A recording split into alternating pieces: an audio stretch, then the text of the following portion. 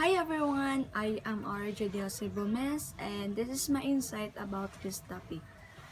I will consider explanation for observation of natural world that has been developed through the scientific method that combines numerous facts and hypotheses is known as theory. Literacy theory developed over the last 100 years from that specific and social research. In this lesson, we will explore more theories that are popular in field of education. Piaget theory of cognitive development, maturation theory, theory of literacy development, stage model of reading, immerse literacy theory, and family literacy theory. This theory helps us to explain how literacy developed in children is done in early years of education. The theory of cognitive development by Jean Piaget suggests that children's intelligence undergoes changes as they grow.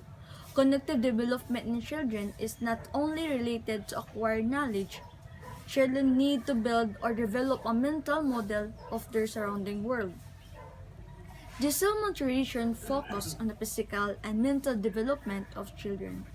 He suggests that children will go through the same stages of development in the same sequence, but each child will go through the stages of their own rate. Maturation theory is important for people to study because it helps build knowledge already known to specific community and also help provide information on when people should be ready to achieve a certain developmental task or milestone. Theory of skill literacy are concerned with processes that are used during reading and writing.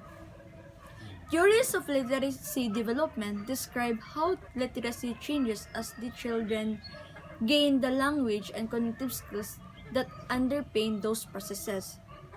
The 5 changes of literacy development include immerse literacy, alphabetic fluency, words and patterns, intermediate reading, and advanced reading. Immerse literacy theory is term used to describe the reading and writing experiences of young children before they learn to write and read conventionally. Immerse literacy begins at birth, regardless whether or not a child has a disability. The family literacy theory refers to a series of ideas developed by researchers based on the importance of a student achievement as it relates to family involvement. The theory also refers to programs created to help families created literacy reach home development. In early literacy, Maturist theory claimed that children learn how to read when they have acquired all the necessary cognitive skills. Under this assumption, cognitive maturity surpasses physical maturity. Parents and educators cannot do much in terms of reading readiness to speed and process up for a child. Immerse literacy theory, the children do not go through a set of sequence of skills prior to learning how to read, and the reading readiness was inaccurate. Instead, the findings demonstrate that children entered literacy through the stimulus development of reading, writing, and speaking skills.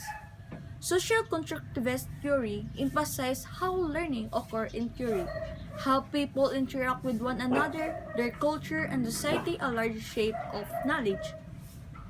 The building blocks that students use to develop their own knowledge and ready to often derive from others, and learning from others also aids in this process. Behaviorist theory focuses on the ideas that all behavior are learned through interaction with the environment. The learning theories state that behavior are the learned from the environment, that say that innate of inherited factors have very little influence on behavior. Connectiveness theory is based on the principle of active learning and is the result of the work of American psychologist Edward Rodek. According to this law, learning is the action when an individual is able to associate between a particular stimulus and a response. A critical theory is a social theory that aims to critique and change society as a whole. Critical theories attempt to find the underlying assumption in social life that keep people from fully and truly understand how the world works. Balanced approach is the healthy way of living. It aims to create your personal balance among physical, emotional, mental, and spiritual factors. These factors can play the important role in shaping your overall health. The balanced approach does not focus on the body measurement. The question is, why are the literacy theories important to you as a future reading teacher?